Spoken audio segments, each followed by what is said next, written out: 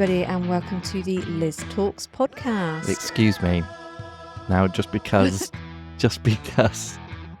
I've asked you to host today doesn't make it your podcast. It's still my podcast. I am hosting the podcast. Hello, everyone. It's Daryl, and today we're going to be doing something just a little bit different. I want to see what it's like from a guest perspective, so Liz is kindly joining us to host, and I'm going to be the guest. Yes, you are. I am the host today, so pipe down. So, welcome, Daryl. Hello. Hello. So before we start, I'd just like to ask you a few icebreaker questions. This is so weird. If you could have just one meal for the rest of your life, what would it be? Mixed grill. Oh, that is such a good answer. So what I'm talking is 2 sausages, but like proper pork sausages. None of that like 5% pork sausage that you make. Richmond. Other sausages are available. A rack of lamb or a loin cutlet.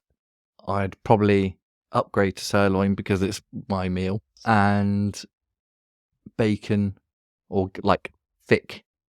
I think they call it door wedge bacon. Mm-hmm. It's almost gammon. Mm-hmm. Egg, chips, peppercorn sauce, peas. Peas, I'm impressed you've got a bit of veg there. That's a really good answer. Thank you. That's a good answer. Okay, who is your celebrity crush? See, I don't ask questions knowing that I'm stitching up somebody else. I feel this needs to be out in the world. So I have like a over 60s group of gals that if I was given a pass, I would indulge. Okay, and they are? They are Helen Mirren and Dame Judi Dench. I just think they're both sassy. I think they've got to be over 70. If you could grow up to be like either of them, I'll die a happy man.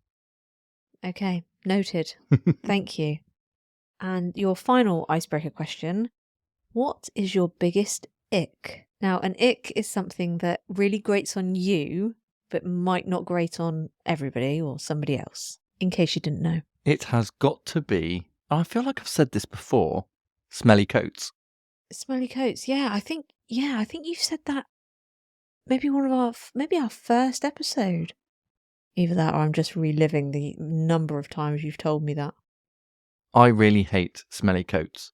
So what I'm talking about is wet coats that have dried that now have this horrible, icky smell. And I don't blame people for having those coats. I'm not prejudiced against them because I have had a smelly coat. I just hate it. Okay. Big ick. Big ick. Probably the only person in the world with that ick. Okay, so should we get into it? Let's get into it. How am I doing so far? This is so weird. Like the fact that you're completely ripping me. I am not. So Daryl, tell me, what was your childhood like? So I grew up in like an old school country film. So building tree houses and riding bikes down to the stream and stuff. Like it was proper. Down to the river. Yeah, down to the river. It was just great. I grew up in a small town. No, not even a town. It was a small village called Hat. Went to school where there was like 60 people in the school. Quite a heavy Christian school. There was like 10 people in my year. It was just just an easy life. It was literally like you had to be in when the lights came on, the street lights came on. Everybody knew everybody, which was a blessing and a curse at times. And I loved football. My first like football training session, I was probably about 4. And then I got given my first like football kit by my Uncle Paul. And it was the Liverpool candy shirt. My dad supports Leeds. My granddad supports Man United. But I've stuck with my uncle the entire time. And I got pretty good at football, actually. Yeah, rumour has it you were quite good. Yeah, I was probably known until I was about 16 as the football guy. I played at school and I had to play like a few years above myself because they didn't have like a team for my age group. Yeah. And then eventually football caught up, and I had my own sort of age group, and played for like South East Cornwall, played for Plymouth Argyle, right up to like 16. But like my whole family of football, they were like avid Plymouth Argyle fans, season ticket holders. Someone's got to be. Up until children, like until they had children, not until they were children, because that would make them babies. Travelled the country. My dad followed me literally to every match. Bless him. Yeah. Kind of felt sorry for my sister a little bit because they were always just like following me around with football. But she was a good dancer and a singer when she was little. I was my sister's favourite toy when she was a baby. Your sister's favourite toy? Yeah. It's in her baby book.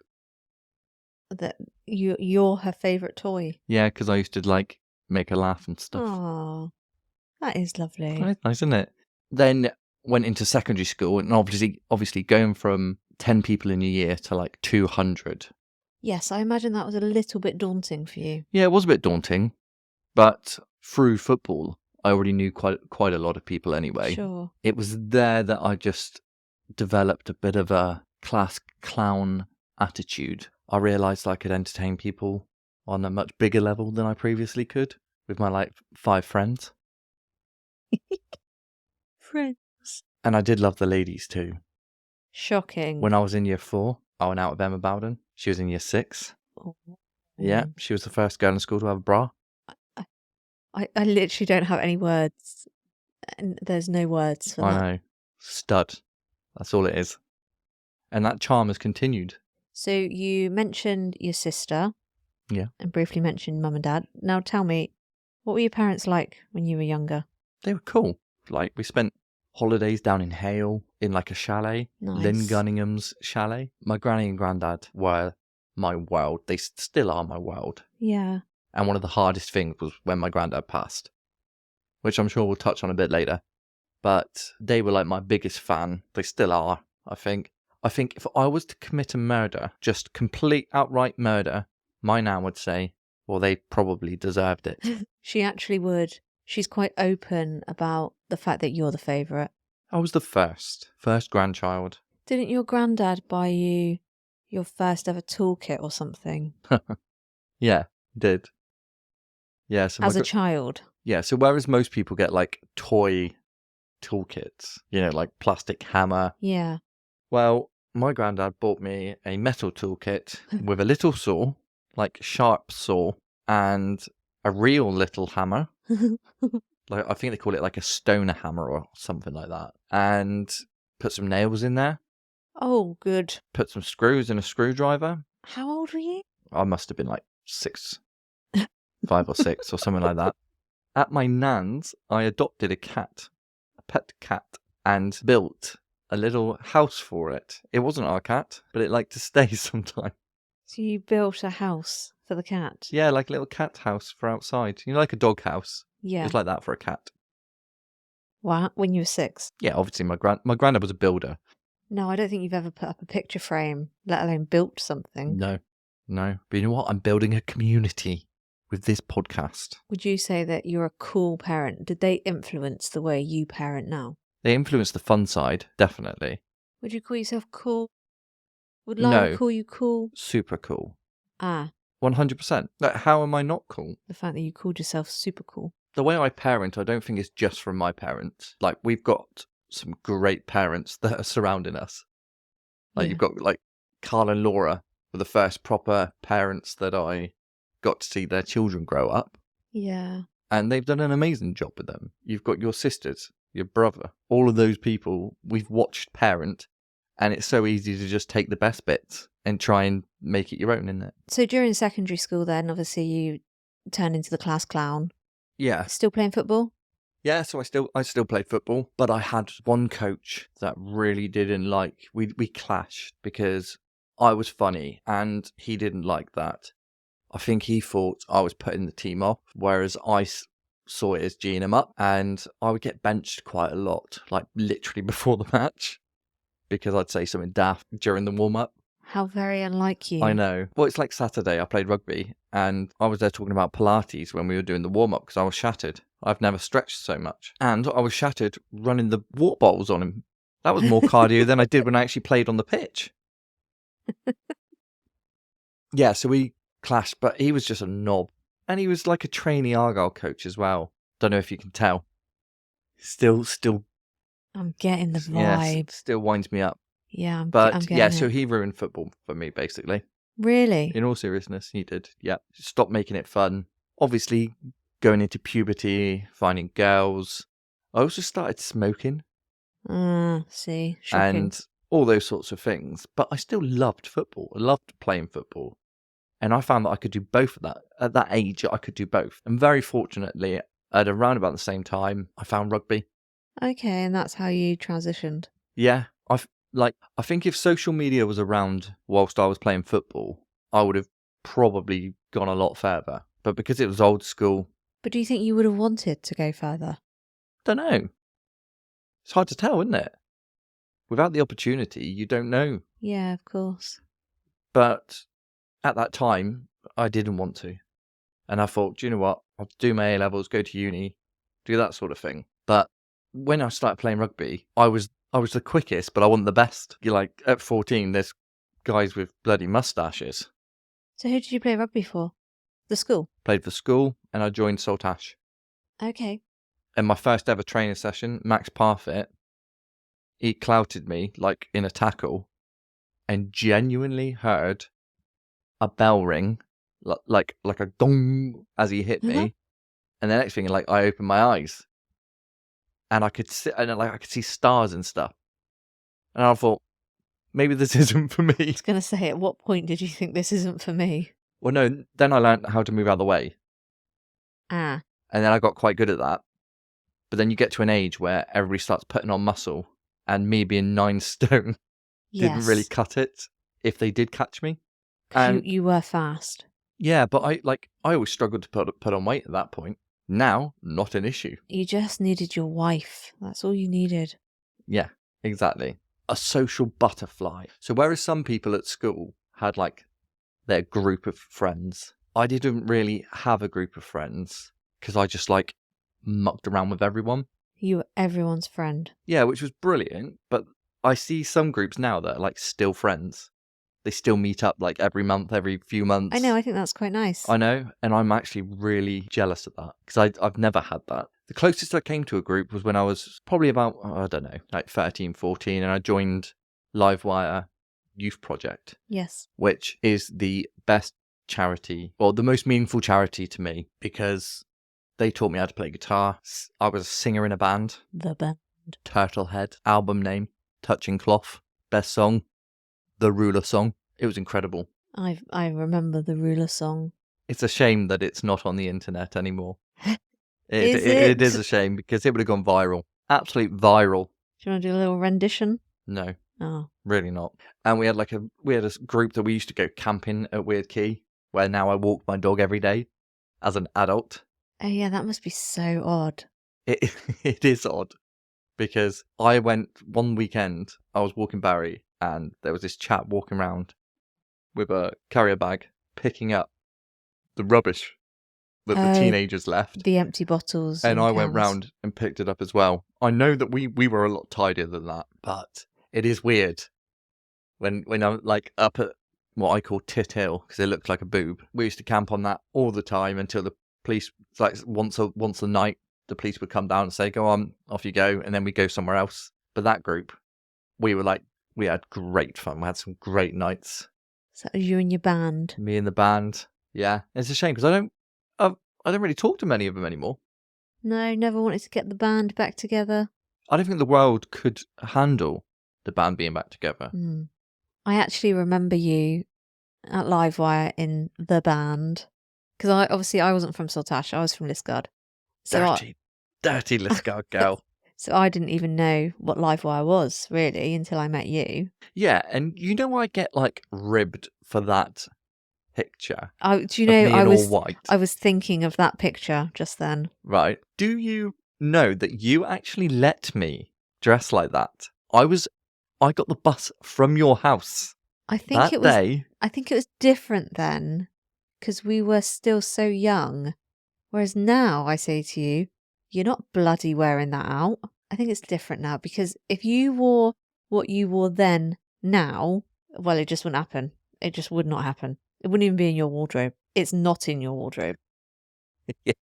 I've hidden it just for a rainy day, just in case I get called back up again. So for those of you that don't know, there's this picture of Daryl and his band, and they're down at the waterfront, just outside of Livewire, I would say.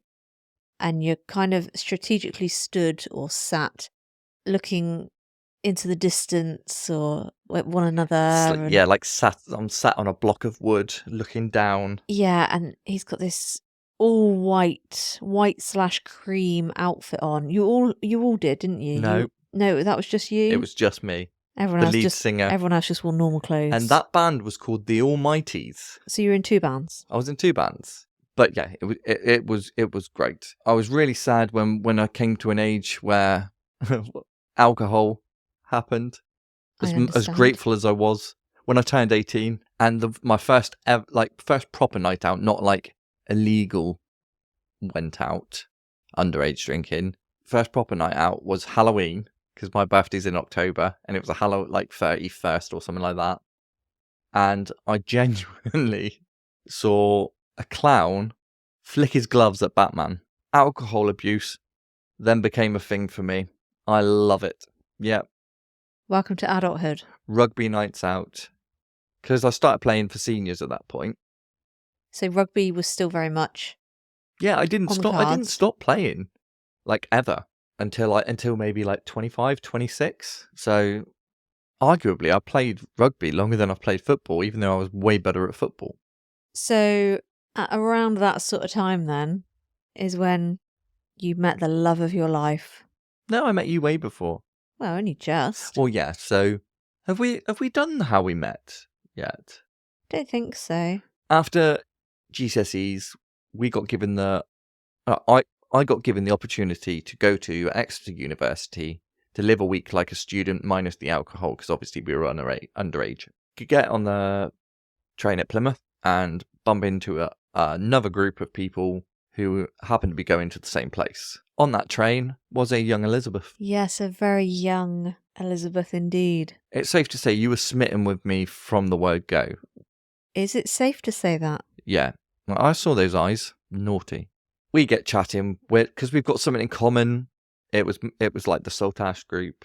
Saltash v Liscard. Yeah, and it was kind of like it was like an icebreaker, wasn't it? Just getting to know one another. Yeah, because I think weren't we the only schools from Cornwall? I think so, yeah. Yeah.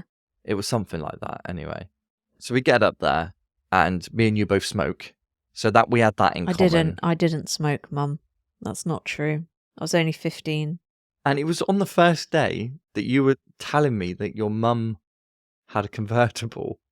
Yes. And I was like, I'm going to marry you one day to get to your mum. You did say that, actually. And do you know what, Mother, if you're listening, I'm still trying.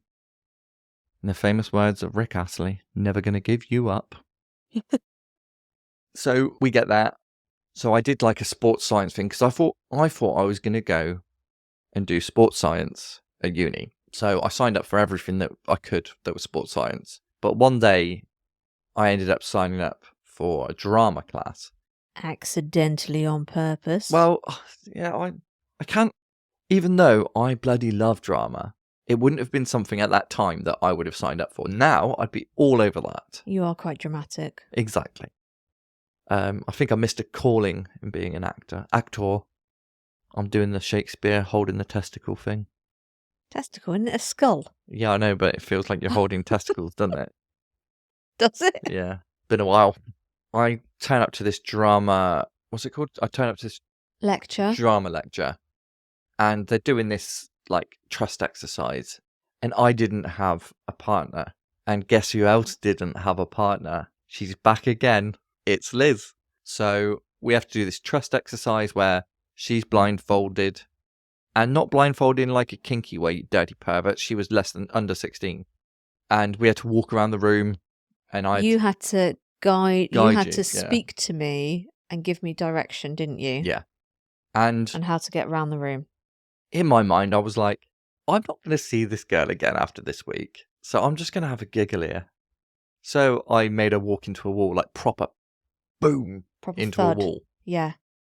And we both laughed. And I think it was that concussion that you never really recovered I from. had a proper egg on my forehead. I fully smacked into that wall. I put all my trust in you, and that's what you did to me. Yeah, I mean, the red flags were there. Screaming at me. Yeah, and we just ended up spending more and more time together that week. And we left. We decided that we were going to stay in touch. We wrote letters to one another. We did have a little smooch, didn't we? We did have a little smooch. I forgot, yeah, after the disco, On the last night. I walked Liz to her dorm room and basically said, "Are you going to kiss me then or what?" Those were your exact words. Because, as I said before, charming. And then we fizzled out at about 18 months at that age, didn't we? Yes. It was something like that anyway. Something like that, yeah. But from there, because that entire time, that whole summer, you had like a proper job. A proper job as opposed to one of those fake jobs.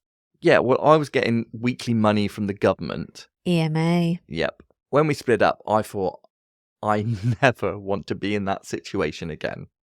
Where I'm the breadwinner. no, I don't really care about that. Oh. It was more about the being able to contribute. I wanted to treat you. To our snacks. Yeah. And so I got a job at Waitrose, and I always said I'd never work at Waitrose. Why? Because all my friends did, and I was like, oh, I see. I didn't like to follow the crowd. Yeah. So what I did was I waited a year and then did it. And I really enjoyed getting paid monthly. So yeah, I remember that first pay packet. Obviously, I never worked at Waitrose, but when I first got mine, it's just something so special about being given this money. Yeah, it was just like a whole new lease, like a whole new freedom of money and having money. I never really grew out of that, so I got into uni. Which uni did you get into? Got into Marjon and Exeter. To do what? Sports science? No, to do primary education. Oh. Yeah, so I don't know what, I had a change of heart, and I did a lot of like working with children in sixth form. Yeah. For like PE and stuff. And yeah, I thought, do you know what? I get on with children. We've got a similar mindset. But I changed my mind. I like getting paid monthly. I thought, I'll delay a year. Yeah. And then 5 years later, I thought, do you know what? Maybe next year. So thought, right, I'm going to go in the management. I'm going to be a supermarket manager. And Waitrose, I don't know whether Waitrose has this amazing way of almost brainwashing you that there is nothing else. That it instills in you like a family. It's like family. Like you believe in everything. It's the best. Waitrose is life. Yeah, it's a cult. It's a lifestyle, absolute lifestyle. So I was then known as the Waitrose boy. I used to speak to parents more than I spoke to people I went to school with because they were always in there. Sure, yeah. And then as we started getting older, obviously then you start seeing people who you went to school with again because they're all grown up and adulting. First step was going to be a team leader. And my first interview, and there's this real posh hoity-toity branch manager at the time. And he said, right, name a leader that inspires you. And I instantly said, well, Hitler was a good leader. Jesus Christ. Crumbs. Yeah. And then he said, how do you deal with stress? And I said, go out for a fag. Good. I still stand by that, though. Like, if you're stressed, get out of here. Yeah, so I needed some work on my interviewing skills. And it wasn't until I think I've only ever had maybe 2 good interviews. Funny, isn't it? Because you are like a proper people person. Yeah. But I'm better at talking to groups of people than I am one-to-one. Like being questioned on things. Yeah. I'm fine asking questions, but answering them, as you'll find out in this episode, I'm pretty shit. You're doing all right. Then finally got my management opportunity, and one of my really good friends. So I was always like fruit and veg boy, meat boy. He was packing. Always packing. My customer service was like shit hot. But the longer you're there, the sort of more tired you grow of customer service. And I just you start caring less. And so you just end up being yourself more, which is great. So like there was a guy in a wheelchair who only had one leg, and he came up to me and he said, "I'm looking for a leg of lamb." And I said, "Well, that's not going to help," and pointed at the gap in his leg. Where Oh, obviously, Lord. I took a gamble and it paid off because he laughed. Oh, flipping it. Can you imagine if he didn't laugh? You'd have Yeah. been fired on the spot. Yeah, it was a risk I was willing to take at the time, apparently. Wow. Yeah. And it was just like bits like that, though, that was what I started like becoming known for, was like saying, Insulting people. "Oh, no," but getting away with it. Because it's how you say things. Yeah, It's not. It's that cheeky element. Yeah, like I said it. I probably said it with the biggest smile on my face. Oh, I'm sure. I'm sure you did. I've still not grown out of that, because like the other day, I was trying to get a customer back, and I said, without sounding like an ex-girlfriend, could we have one more chance? And did he Of give course you one they more did. chance? Who's I going to mean, deny that? with a line like that. Yeah, and back to the how do I make gravel sound sexy? Treat them like an ex-girlfriend. So then one day I went in shopping, and one of the big managers, bear in mind I was like a customer at that point, he said, "Can you come in the office, please?" And I was thinking, finally done it. I've finally peed somebody off enough. I'm going to get sacked. And he said, one of the girls in work has had a baby. Right. And it's yours. And bearing in mind, so this girl was one of my best friends, and nobody knew she was pregnant, including herself. So she was all of a sudden off on maternity. So I got moved. He said, on Monday, you're going to go to Exeter. You're going to learn how to run a coffee shop. They offered to do barista training, which is basically learning how to do art in lattes. And you learn a bit about coffee as well. So I ended up doing that. I even won Barista of the Year award. Wow. With Waitrose. What an accolade. My latte art was the best in the company. I had a bit of time off, come back, and I'm on beers, wines and spirits, and got offered the opportunity to become a specialist there. Management thing obviously went tits up. Got to go to London and do my specialist qualification 3 days. So there was a guy, called Vincent, who worked in a London branch of Waitrose. I can't remember. It's really posh though. Canary Wharf. It was in Canary Wharf. Is it called Bulgaria or something? Really posh Canary Wharf branch. And at one point, we're tasting this white wine, and he genuinely said, "Am I detecting a bit of quince?" Right, so this guy's called Vincent. He is extremely posh, works in a really posh place. So I turn around and go, "Of course you fucking do, Vincent." No, and everybody just erupted. Because it was, and he was right. Now I've tasted quince, he was exactly right. But only that could have come out of Vincent's mouth. And also, it was great, because in the evenings when we go for the meal afterwards, you could always tell who didn't brush their teeth, because they'd have all purple teeth. Oh, that's rank. Exactly. Okay, so you went on your course. Yeah, people would come in to buy one, and they'd end up buying 6. And one day I thought, do you know what? Imagine if I was on commission. And I always fancied a commission job.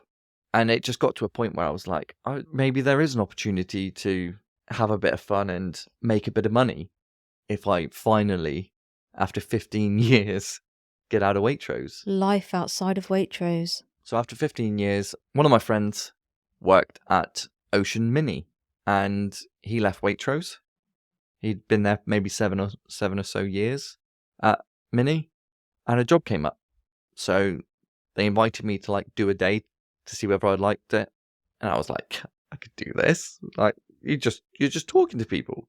And again, lovely bunch of people. Met some amazing customers. But then, dun, dun, dun, you fell pregnant. Yes, I did. What some people may not know is, when you are on a job with commission, Well, I was on less than minimum wage if I didn't sell a car. So as much as I love the flamboyance, the showmanship, and the sort of like hustling to try and get that sale, I worried so much every month that I wouldn't be able to pay the bills if I didn't sell. That pressure, like, it's just no good for me. And the thought of you going on maternity and me having a bad month, we literally wouldn't have been able to pay the mortgage if I was sick. So if you have a week off, you literally lose a week's worth of sales, a week's worth of leads for the following month. You know, it's built for you to work full-time, never take holiday, and work every day. Needed to find a job where I still get my sales kick, but was salaried, and I was so lucky. I had 2 interviews that day.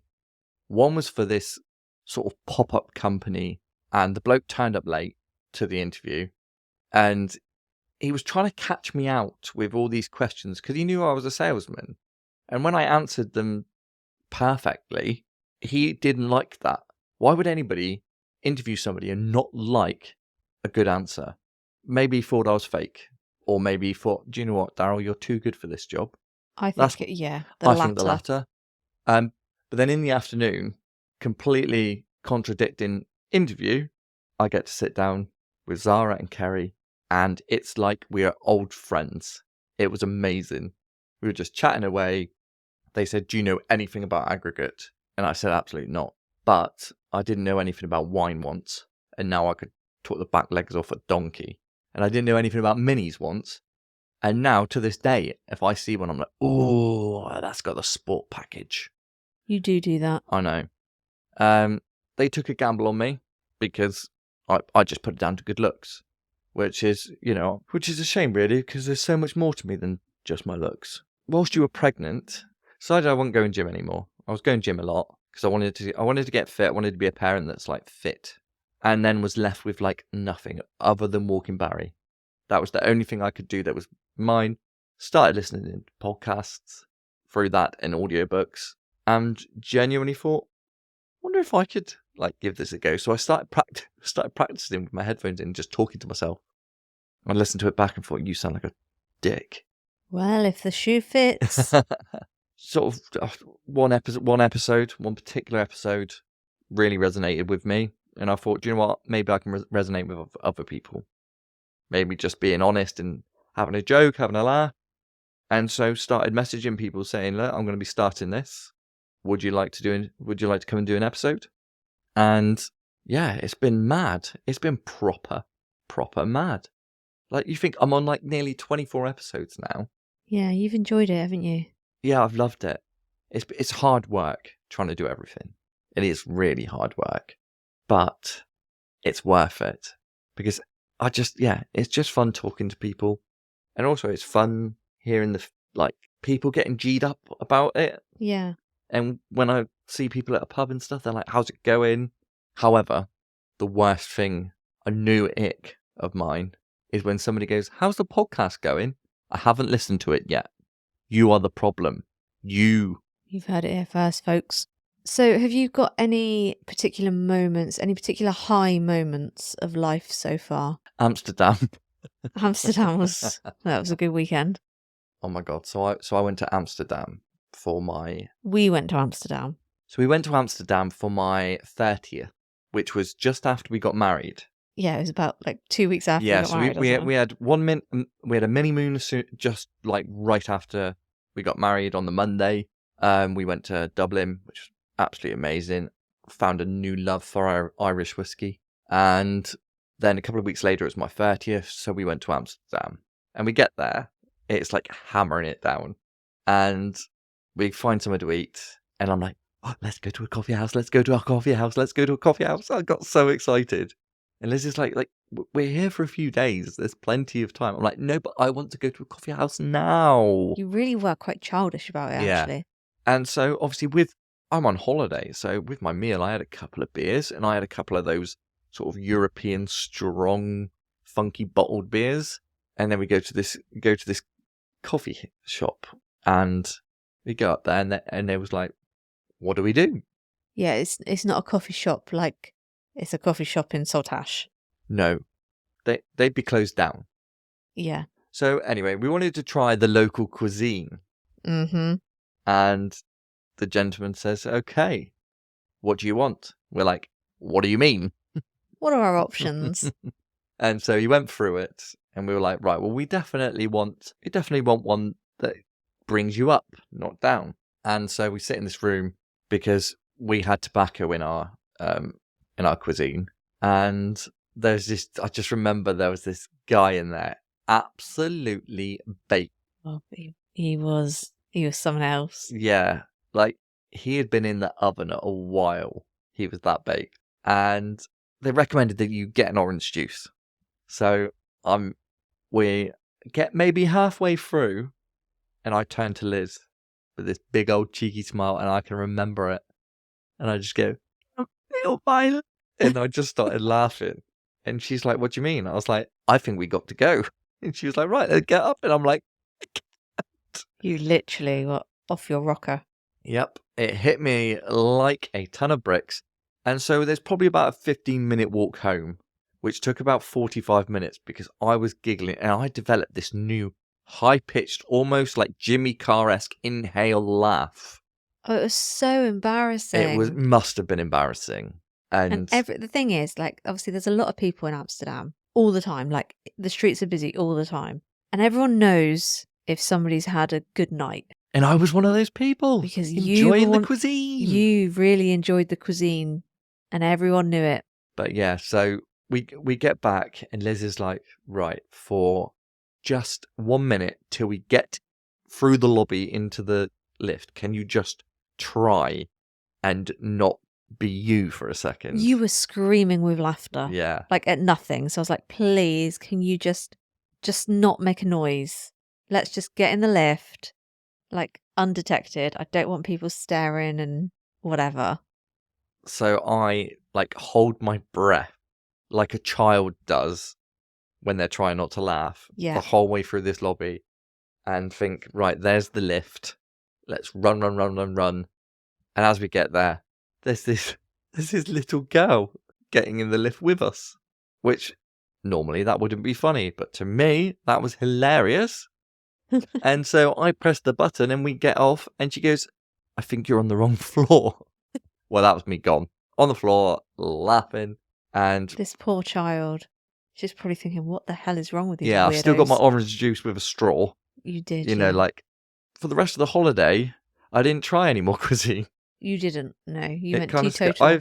I've never been that out of control, no matter, like, how drunk I've been. And I've got in some right states before. But I've never been. I had a twitch. Remember the twitch? I remember, Daryl. I remember it so well. It didn't quite have the same effect on me as it did on you. So, yeah, I remember it very well. Yeah. If anybody asks nice enough, I will post that video. Oh my God, it was just so funny. Oh my God. Oh. So that was your high. I think I was, yeah, that was my high. Obviously, having children, getting married, like the pursuit of you and all that. That is that's the stuff that. That's what everyone says. Yeah, exactly. But my biggest high was definitely Amsterdam. Okay, so with every high comes low. We've talked about your mental health. Was that the lowest point for you? No, I don't think so. No. So obviously there's positives that came out of it. But when we decided that we were going to try for a baby, you came in and told me that you were pregnant. I did. And we only had a few short days of that excitement. And you miscarried. Yes. And that, not even that day, the day after, was probably the worst day of my life. Genuinely. Feeling so helpless. And knowing how much pain you must be in all matters of the sense. And there's nothing I can do. I think that's probably the only day where I didn't make any jokes. Like, no, didn't even cross my mind. Whereas that is my thing. Yeah, it was a really tough time, wasn't it? It was horrendous. Yeah, it was horrendous. To go from such a high at the beginning of the week because we were having a baby to then suddenly be told that no, you're not. It's like every bit of oxygen has just been sucked out of you. Every bit of life has been sucked out of you. That's the only way I can describe it. Yeah. And oh my God, like, can you imagine? I just the thought, because that was only a few days. Like I get so upset at the thought of people that have to go on longer. Yeah. So, because what was I, 6 weeks pregnant? Just the thought of how we were feeling. I cannot even imagine how other people must feel. No, you never forget that feeling. No. And what was so,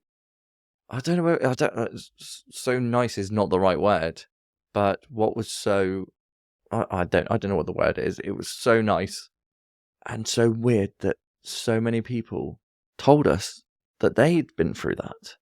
And you had no idea. The amount of people that reached out to us following the miscarriage was huge, actually, wasn't it? It was incredible. Like, truly incredible. But it didn't make you feel any better.